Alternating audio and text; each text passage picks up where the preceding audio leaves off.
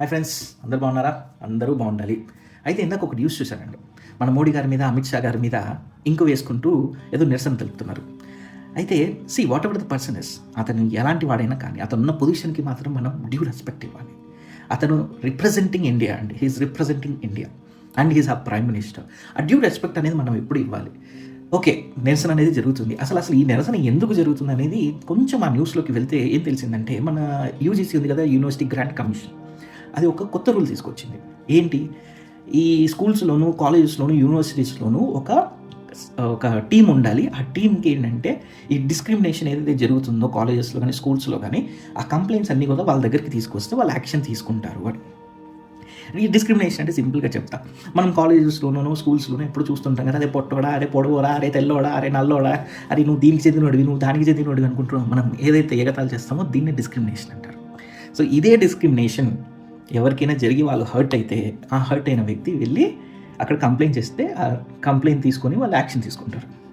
అదే ఇంత మంచిది కదా, దీంట్లో ఏంటి ప్రాబ్లం అనుకుంటున్నారు కదా. ఇక్కడే వచ్చింది అసలు మెయిన్ ట్విస్ట్.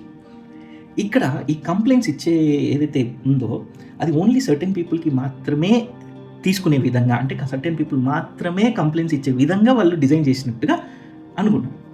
అంటే ఇప్పుడు మనం ఒక గవర్నమెంట్ ఎగ్జామ్కి అప్లై చేసేటప్పుడు general category, OBC, SC, ST, physically handicap ఉంటాయి కదా, ఈ జనరల్ కేటగిరీ వాళ్ళని ఎలిమినేట్ చేసి ఓన్లీ వీళ్ళకి, మిగిలిన వాళ్ళకి మాత్రమే ఈ కంప్లైంట్స్ ఇచ్చుకునే అవకాశం ఉన్నట్టుగా ఉంది.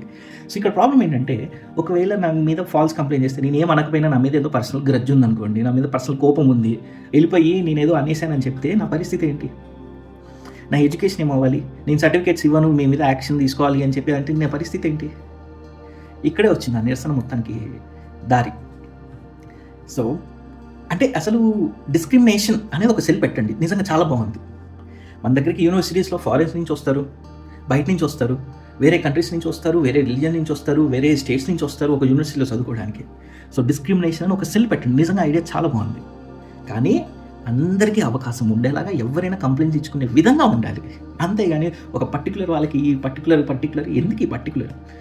అక్కడే వస్తుంది కదా మెయిన్ ప్రాబ్లం. డిస్క్రిమినేషన్ అనేది ఎవరికైనా అవుతుందండి, క్యాస్ట్ బేస్డ్, రిలీజియన్ బేస్డ్ అవ్వదు. నేను తెల్లగా ఉన్నాను, నాకు తెల్లగా ఉన్నా అంటారు, నల్లగా అంటారు, పట్టుకున్నా అంటారు, లేదా కలర్ ఉంటే గుడ్డోడు అంటారు. ఇది కూడా అన్ని డిస్క్రిమినేషనే. నాకు నచ్చలేదు కాబట్టి నేను కంప్లైంట్ చేయాలనుకుంటున్నాను. ఓన్లీ ది పర్టికులర్ దానికే డిస్క్రిమినేషన్ అంటే నచ్చలా బాగా. సో నాకైతే నచ్చలేదు ఆ విషయం. సో ఎవరికైనా మీకు ఇంకేమైనా థాట్స్ ఉంటే జస్ట్ కమెంట్స్లో పెట్టండి, మాట్లాడుకుందాం.